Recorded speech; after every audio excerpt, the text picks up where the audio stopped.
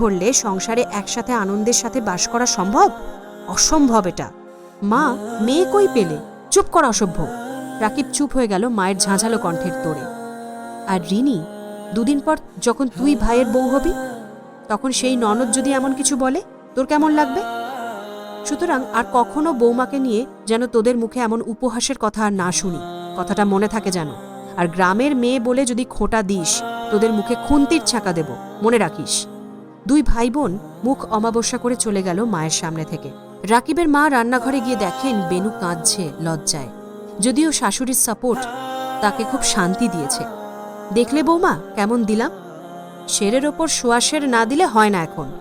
বেনু চোখ মুছে নরম বিনম্র গলায় বলল, মা, গ্রামে আমরা এসব কখনো খাইনি, সেই সামর্থ্য আমার বাবার ছিল না, তাই।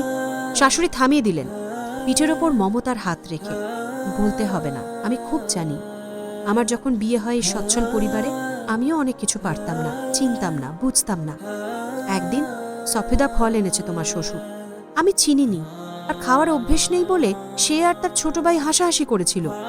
নিজেকে খুব ছোট মনে হয়েছিল তখন। এমন বহু ঘটনা। তোমার জন্য তো প্রতিবাদ করার আমি আছি, আমার জন্য কেউই ছিল না। বিয়ের পর এমন পরিস্থিতিতে একটা মেয়ের কেমন অনুভূতি হয় তা আমার বেশ জানা আছে।